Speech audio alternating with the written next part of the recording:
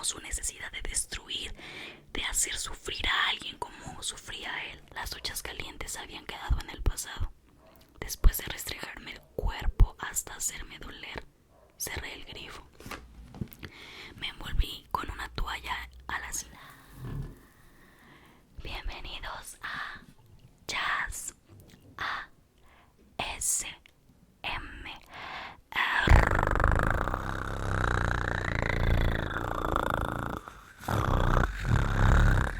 Oigan, estoy emocionada porque hoy les voy a leer un libro que les leí el otro día en un en vivo de ASMR.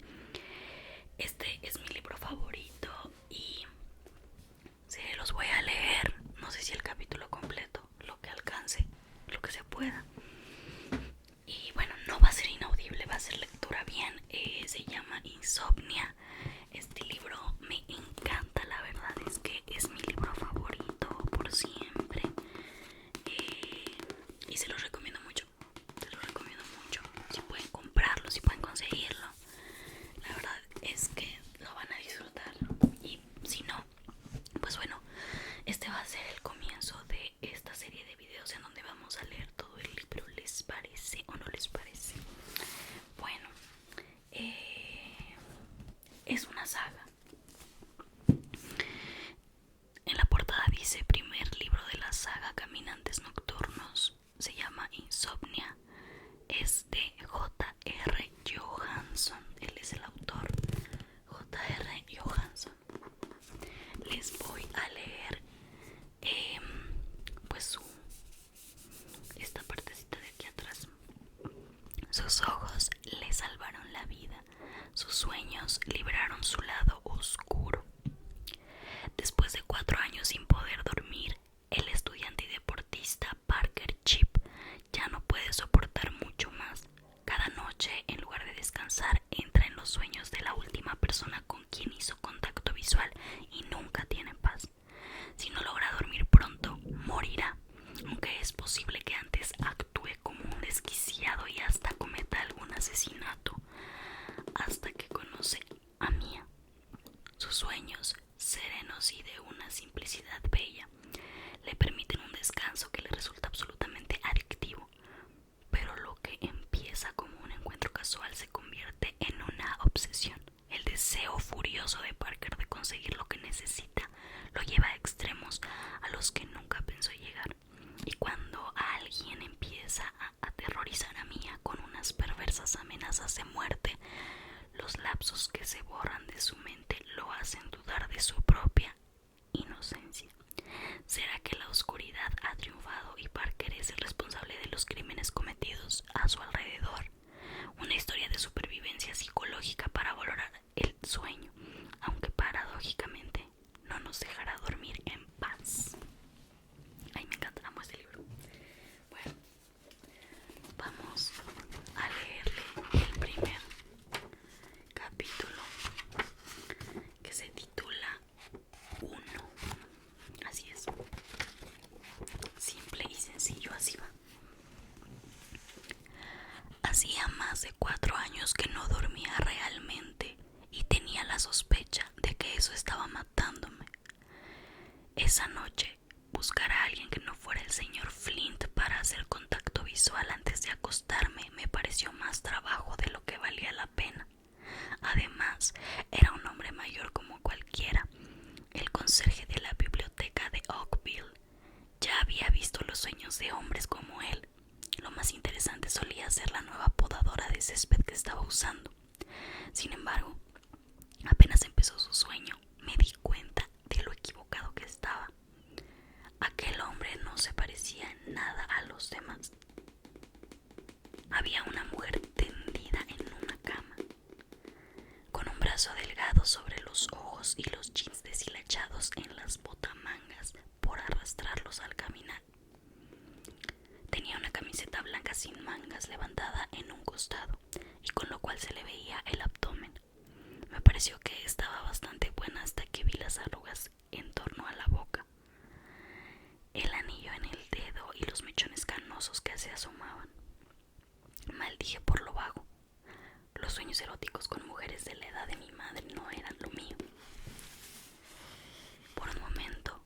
escena se congeló ante mí y miré alrededor.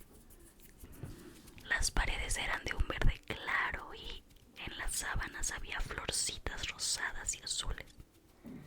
Oí los truenos antes de que el olor a madera húmeda y perfume me invadiera la nariz. Cada efecto sensorial me llegaba como una ola que rompía sobre mí.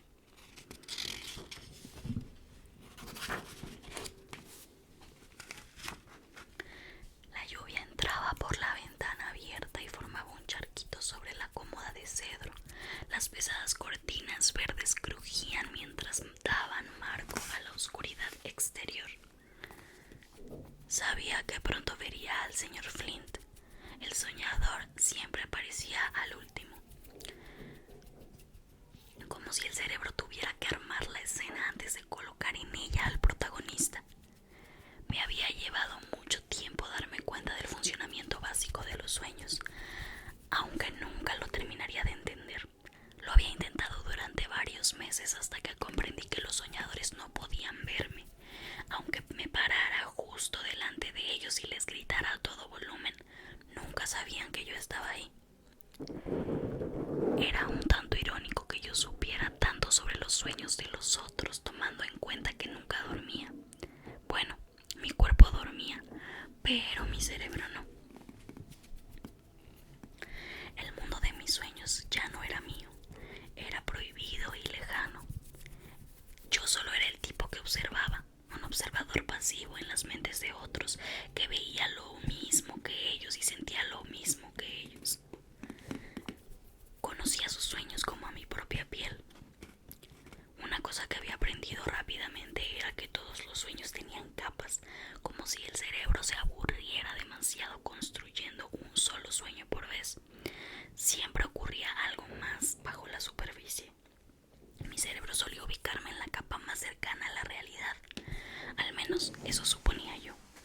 No estaba seguro, pero era la única explicación que se me ocurría de por qué a menudo veía fantasías y recuerdos en lugar de la alternativa. Seguía viendo las cosas raras, pero con menos frecuencia. A juzgar por la falta de duendes o muebles parlantes a mi alrededor, este sueño era una demostración más de eso. No percibía el trasfondo, las metáforas, percibía lo real. Oí otro trueno y suspiré, esperando a que él apareciera. Ya me daba cuenta de que el sueño del señor Flint era un recuerdo y solo quería que terminara. No me gustaba observar recuerdos, me parecía una intrusión mayor aún que observar fantasías. En un recuerdo todo estaba claro como el cristal, con muy poco de la bruma que pendía literalmente sobre otros sueños que veía. Después de años de observaciones, sabía que aquel grado de enfoque, de detalles, solo podían significar una cosa. Aquello no era una creación de la mente del señor Flint, era su vida. El análisis retorcido que su cerebro hacía de su pasado hizo que el aire se espesara a mi alrededor, como si 1.000.000 de observaciones se dieran a la vez. Entonces lo vi, en la puerta, mirándola.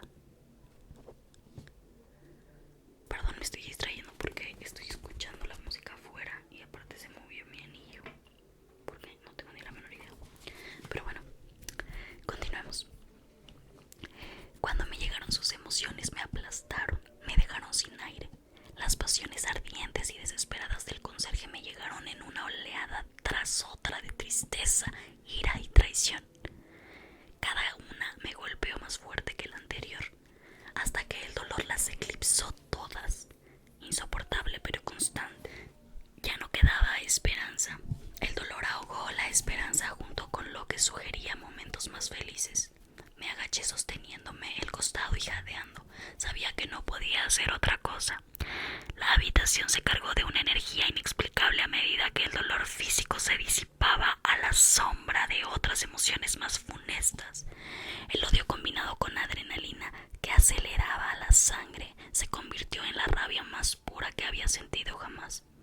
Clavé los dedos en el suelo cuando la furia del señor Flint me desgarró. Me abrumó su necesidad de destruir, de hacer sufrir a alguien como sufría él. Cuando se acercó a la cama, hubo un destello en su mano. Entorné los ojos para ver mejor.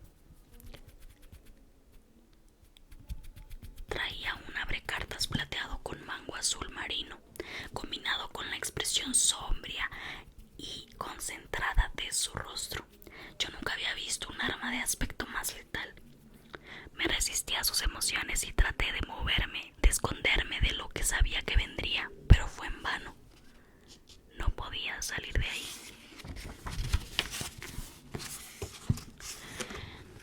Podía cerrar los ojos, pero las emociones del soñador eran lo peor y no podía esconderme de ellas. Si no veía lo que ocurría, mi mente completaba los espacios en blanco. Con demasiada frecuencia las imágenes perturbadoras que me ocurrían eran mucho peores que las pesadillas de las que no podía salir. Le sostuvo una almohada sobre la cabeza mientras la apuñalaba 3 veces con el abrecartas a través de la camiseta. Los gritos sofocados de la mujer rasgaron el aire, mezclados con los gruñidos de él. Su muerte creó una melodía horrenda hasta que todos los sonidos se fueron reduciendo a un susurro apagado. La súbita quietud me engulló. Mientras me esforzaba por controlar mi respiración, la sangre de la mujer se derramaba sobre las sábanas floreadas desde el triángulo de heridas, a través de la camiseta. Me dolía la cabeza y mi corazón latía con fuerza.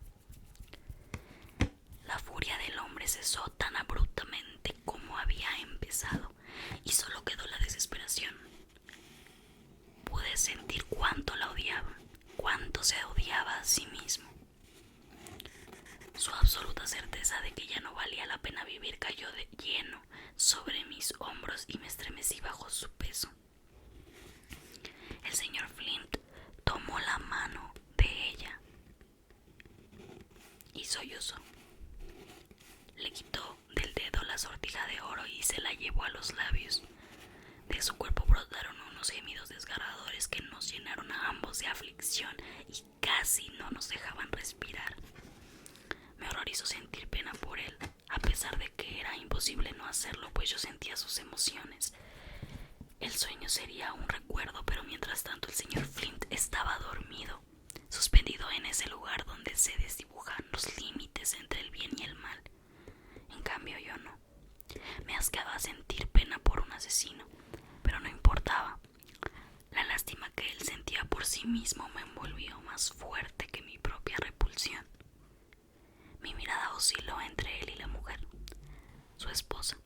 No era el mismo hombre que al comienzo del sueño. Algo había cambiado, tan fuerte que pude sentirlo. Ahora era un asesino. Jamás volvería a ser la misma persona. De eso no se volvía. Él era un reflejo de mi capacidad, mi maldición. Habiendo visto aquello, yo tampoco volvería a ser el mismo. Qué fuerte, caral. Desperté tosiendo con el cuerpo bañado en sudor. Acurrucado, me rodeé las rodillas con un brazo y traté de recuperar el aire. Porque tuve que elegirlo a él. ¿Por qué a un asesino? Era horrible ser un observador, especialmente cuando todos los que me rodeaban eran soñadores. No sabía si había otros como yo, pero sabía que, fuera quien fuese el último soñador, no podía librarme de él. Por más que quisiera evitarlo, me quedaba con esa persona toda la noche. Un fuerte golpe resonó en mi puerta. Me levanté de la cama. «Es fin de semana, mamá». La voz me salió ronca y exhausta. Caminé tambaleándome hasta el baño, inhalando profundamente y obligándome a no pensar en el sueño del señor Flint. Inhalar y exhalar. Inhalar y exhalar. «Es casi mediodía, majestad», me gritó desde la cocina. Me detuve en mitad de pasillo y me froté los ojos. «Son casi las 11. Deja de exagerar o voy a tener que contratar a otra empleada doméstica». Sí, masculló mamá. Contuve el deseo de contarle a ella o a cualquiera lo que había visto, por más que me habría gustado ir a la policía y denunciar que había visto en un sueño al señor Flint asesinar a su esposa. Sabía que nadie me creería. Y el hospital psiquiátrico no era un sitio ideal para pasar el fin de semana. Tomé el periódico que estaba en la mesa del vestíbulo y lo llevé al baño. estremecía los pies mientras pasaba las páginas. Ahí estaba. Donna Mary Flint, nacida el 9 de mayo de 1971, falleció la semana pasada en lo que parece haber sido un intento fallido de asalto en su domicilio. Sus familiares y amigos pueden ofrecer sus condolencias el martes en la casa funeraria Oakville. En un par de días. No hacía mucho tiempo que había muerto la señora Flint, pero aún así demasiado tarde para salvarla. No había nada que yo pudiera hacer, nada que hubiera podido hacer. La policía se equivocaba con la hipótesis del robo, pero a la larga descubriría la verdad sin mi ayuda. Tenía que creer eso. En un instante de morbosidad me pregunté si yo estaba en lo cierto con respecto a lo que iba a pasar y esa maldición estaba matándome poco a poco. ¿Qué diría mi necrología? Parker Daniel Chip, 16 años, alumno de la escuela secundaria de Oakville, murió por falta de sueño. ¿O acaso pondrían algo tan poco convincente como de muerte natural? De cualquier manera, sonaba lastimoso. Entré a la ducha y giré los grifos hasta que el agua salió tan helada que parecía como si 1000 fragmentos de vidrio se me clavaran en la piel. En general, la única manera de mantenerme despierto. El agua corría formando arroyuelos diminutos en mi piel, llevándose las imágenes del sueño. Las duchas calientes habían quedado en el pasado. Después de restregarme el cuerpo hasta hacerme doler, cerré el grifo. Me envolví con una toalla a la cintura, tratando de concentrarme en algunos sueños más felices que había visto. Los sueños ajenos ocupaban una parte muy grande de mi vida y de mi cerebro, que no fue difícil hurgar en la pila y encontrar uno diferente. Cada sueño era único e igualmente agotador. Las capas de los sueños solían ser lo más difícil. A veces dejaban una jaqueca que me duraba varias horas después de despertarme. Era como si el subconsciente del soñador hubiese estirado su músculo imaginativo y quisiera abarcar lo más posible solo para torturarme o algo así. A veces las otras capas de fondo eran como una bruma que pendía sobre la capa principal del sueño como una cortina transparente. Raras veces los sueños se componían de lo que parecían capas físicas, algunas más basadas en la realidad, otras más excéntricas que la alucinación preferida de un adicto al LSD, apiladas encima una de la otra, y el soñador rebotaba entre ellas como una pelota de ping pong, como si su cerebro no lograra decidir qué sueño tener. Luego estaba la neblina de pensamiento que atravesaba como volutas los sueños vívidos de recuerdos. Si te quedabas entre esa especie de vapor plateado, podías oír al cerebro del soñador pensando, reviviendo, decidiendo. Las palabras y los pensamientos se entremezclaban y se entreveraban tanto que al cabo de pocos segundos te hacían dar vuelta la cabeza. Después de mi primera experiencia con la neblina, la evitaba con esmero. Lo peor era cuando las otras capas eran tan borrosas que parecían ruido de fondo, como si tuviera 1.000.000 de abejas zumbando a mi alrededor. Después de observar uno de esos, siempre tenía una terrible jaqueca al día siguiente, de las que no se curaban con ningún analgésico. Respiré hondo y traté de concentrarme en la tarea que me ocupaba. Mientras me secaba la cara, llegué a palpar las ojeras profundas, como si llevaran allí tanto tiempo que me hubiesen dejado hueco bajo los ojos. Me estremecí, me aparté de la frente el cabello negro despeinado y traté de ver si mi aspecto estaba peor que el día anterior. Mis ojos celestes me devolvieron la mirada. Sí, estaba horrible, pero ¿acaso podía hacer algo? No. Me puse unos jeans y una sudadera y me dirigí a la cocina. Olía a cítricos y bayas, frutas secas, el desayuno preferido de mamá. Cuando pasé, levantó la vista con una gran sonrisa, pero se le borró cuando sus ojos se toparon con los míos. Sabía lo que estaba pensando. Su preocupación observación constante era la razón por la que solo observaba sus sueños cuando no me quedaba otra opción. ¿Dormiste bien? Claro, asentí y aparté la mirada para no ver su expresión preocupada. Mamá se puso delante de mí y colocó el dorso de una mano en mi frente. Con un suspiro la bajó y torció los labios hacia un costado. Bueno, no tienes fiebre. La tomé por los hombros, sonreí y la miré a los ojos. A esa hora tan temprana no importaba con quién hiciera contacto visual. Por ahora estaba a salvo. Es porque estoy bien. Mamá puso su puño bajo el mentón y lo movió hacia adelante y atrás, mientras me observaba buscar en la cocina algo para comer. Ya conocía ese movimiento. La había visto tantas veces mirar hacia papá antes de que se marchara, que era imposible olvidarlo. El primer año que él faltó, mamá estaba tan alterada que se dedicaba de lleno a su trabajo. Siempre me daba de comer y se ocupaba de mí, pero nunca se daba cuenta de lo cansado que estaba. Eso había sido más de 3 años atrás. Todavía extrañaba aquellos días. Cuando ella no estaba, yo no necesitaba fingir normalidad. Corté una manzana con el cuchillo más grande que encontré y contuve la mezcla de frustración y resentimiento que me invadía cada vez que pensaba en papá. Ya tenía suficientes problemas para tener que soportar los que él había dejado. Levanté la vista, preparado para manejarme con mamá como lo hacía siempre, distrayéndola. ¿Hoy tienes algún compromiso? Tomó su celular que estaba sobre la mesada y revisó el calendario. Esta tarde tengo que mostrar un par de casas y luego otras. Puede que vuelva un poco tarde. ¿Estarás bien solo? Sí, probablemente haga algo con Finn. Eso es todo. No viene nadie más. Solo Finn. Me preguntó observándome la cara con los ojos entornados. Una vez más, no me creía.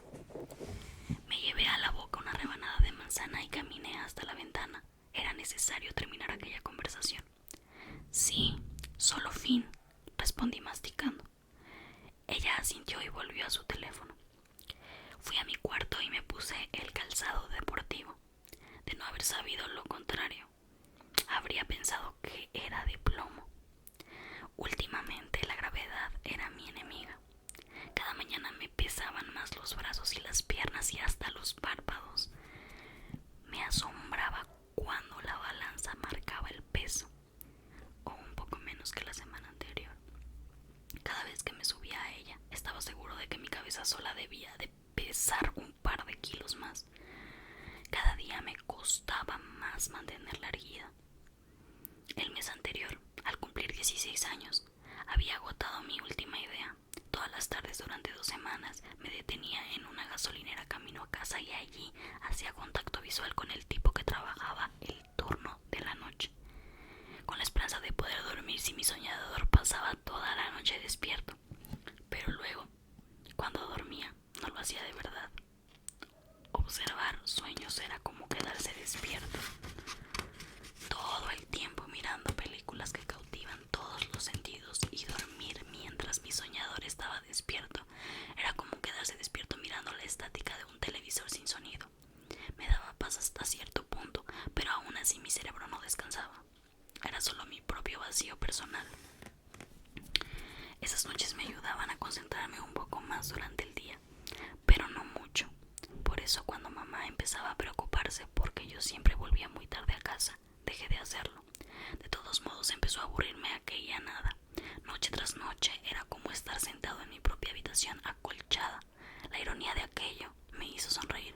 Era prácticamente lo que tanto trataba de evitar. Había probado todo lo que se me había ocurrido. Hasta intentaba no hacer contacto visual con nadie en todo el día, lo que no es tan fácil como parece. Pero incluso entonces solo veía los sueños de la última persona del día anterior. Al empujar mi mochila hacia la pared con el pie, noté que el bolsillo más grande estaba abierto a medias y asomaba a una esquina de un libro. La recogí y cerré el bolsillo. Luego eché una mirada rápida en mi cuarto. Estaba diferente. Un par de cosas habían cambiado de lugar, pero no era nada obvio. Suspiré. Ella había estado allí otra vez, seguramente mientras yo me duchaba. ansia. Respiré hondo y regresé a la cocina. ¿Encontraste drogas esta vez? Mamá no levantó la vista de su celular, pero la vi cerrar los ojos con fuerza antes de responder. Se esforzó tanto por demostrar calma que le tembló la voz. No. Pero de todos modos vas a volver a revisar la próxima vez, ¿no? Me senté en la mesa y miré su espalda enojado. Ya tenía suficientes problemas porque ella tenía la necesidad de agregarme otros. Se dio vuelta, se apoyó contra la mesada, se cruzó de brazos y dijo: ¿Qué quieres que piense? No hablas conmigo. Estás bajando de peso. Es que no te veo bien, querido. Buena manera de subirle la autoestima a alguien, mamá. Me froté los ojos con la mano y miré por la ventana. ¿Tienes una explicación mejor? Espero un momento antes de continuar, porque créeme, no quiero encontrar drogas, pero no sé qué pensar. Ya te lo dije. Meneé la cabeza y la miré. No duermo bien. Mamá bajó el mentón y levantó las cejas. Parker, te pasas todo el tiempo durmiendo. Me recorrió una oleada de ira porque insistía en hablar de eso. De todos modos, nunca me creía lo que le decía. Me puse de pie y me volví hacia el vestíbulo. Bueno, entonces era por las drogas. Espera, por favor. Me tomó por el codo antes de que pudiera salir de la cocina, pero no habló hasta que me volví hacia ella. Bueno, si tienes problemas para dormir, vamos a un médico. El doctor Brown atiende fuera de hora los fines de semana. Iremos a verlo ahora mismo. ¿Hoy? Pregunté con el ceño fruncido. Pero tienes compromisos. Los cambiaré, no hay problema. Esto es más importante. Me recorrió un escalofrío. Había tratado de evitar eso por temor a que un médico confirmara mis sospechas o peor, que me llamara loco y me enviara a un manicomio. Pero tenía que ser franco. Ya había encontrado toda la información que podía hallar en internet y no me gustaban las respuestas que hallaba. Era hora. Simplemente tendría que manejarme con inteligencia. No le diría toda la verdad, pero